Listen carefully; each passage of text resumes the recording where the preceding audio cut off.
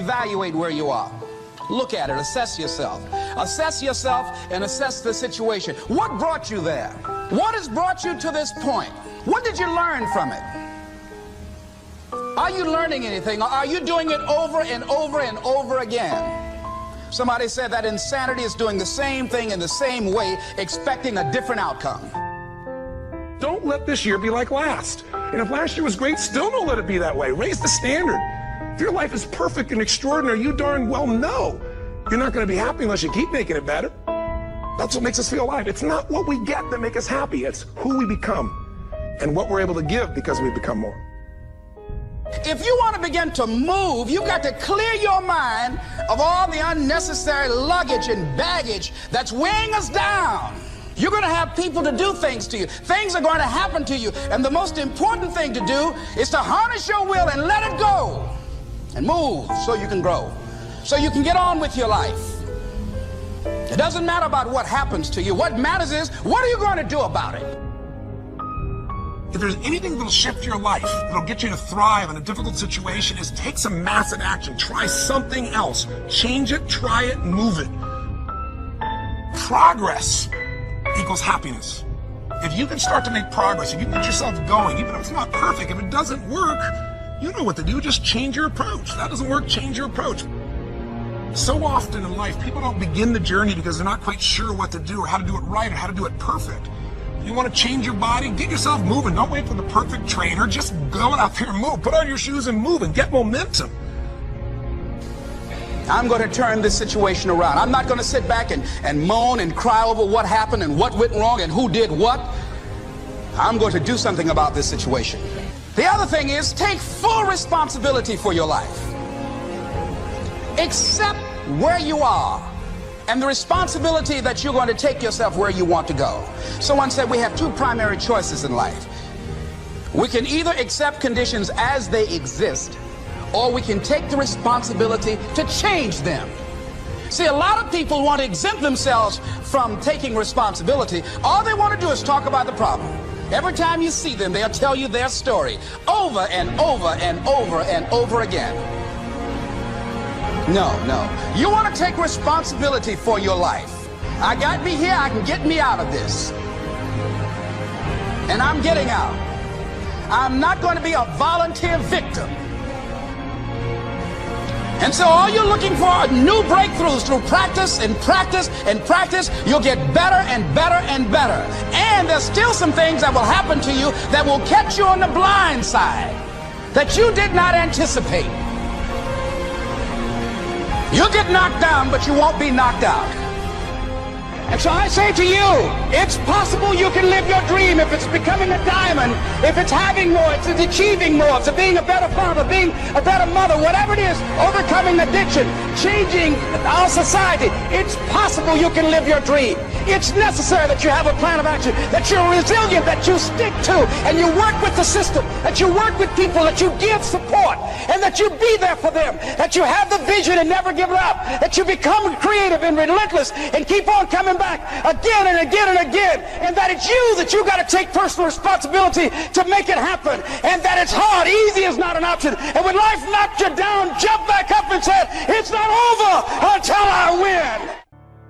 Avoid people and situations that upset you. See, there's some people that know just how to push your button. They know just what to say.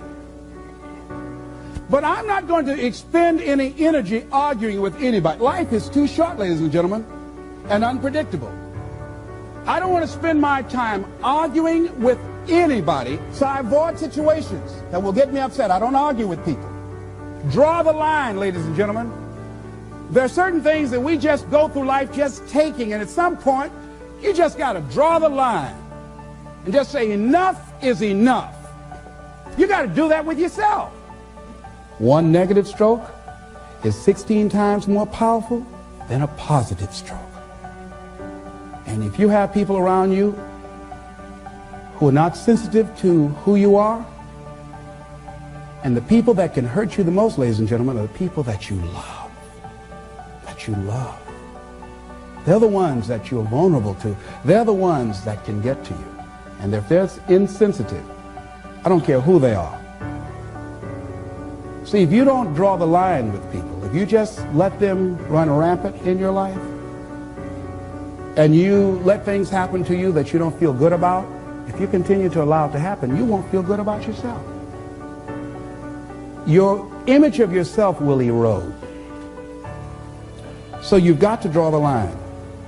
Why do people just go to a job where they're miserable, day in and day out? Why do people stay together and they're miserable, sleeping in separate rooms, or arguing, or the only thing they have in common is paying the bills?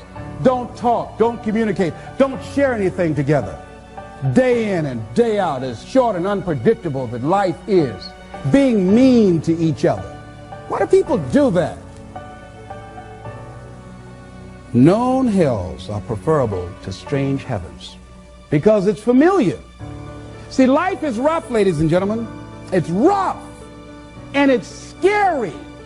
It's scary growing. It's scary taking a chance. It's scary acting on your intuition, on your guts. It's scary. It's frightening.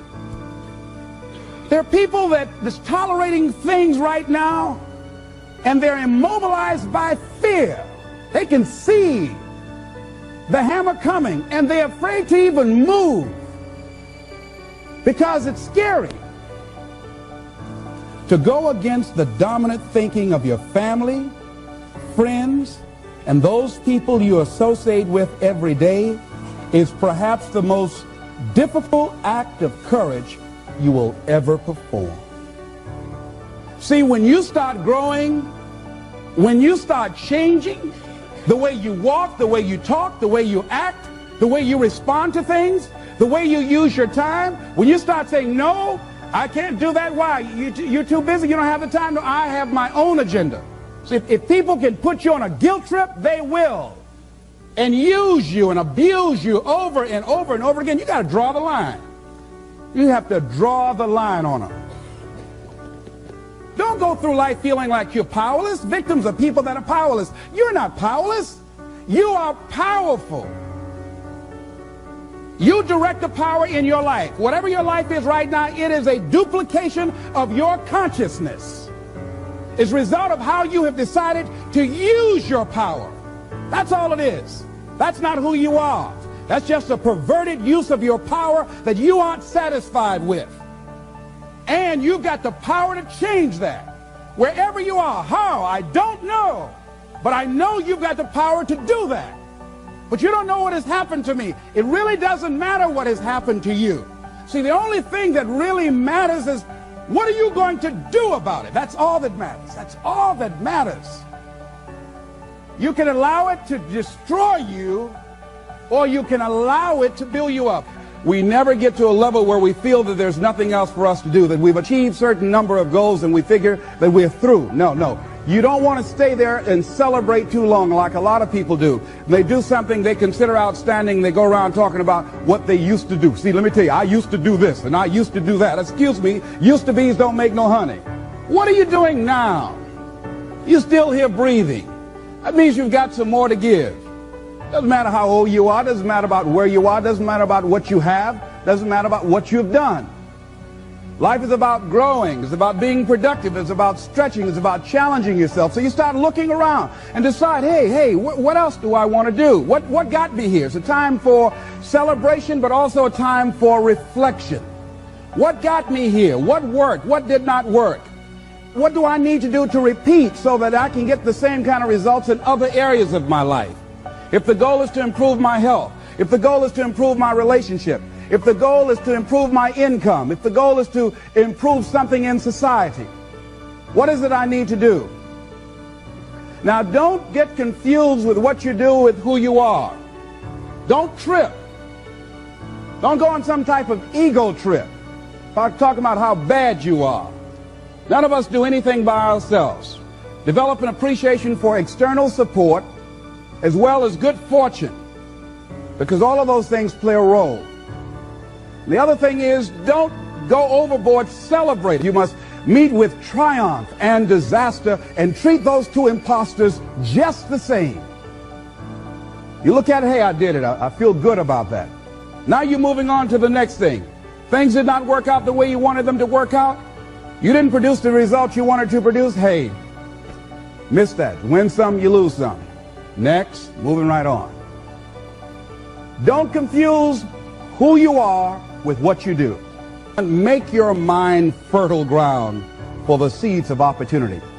Think, if you want to experience a sense of fulfillment, you've got to have an open mind so that ideas can come in there and take root and grow.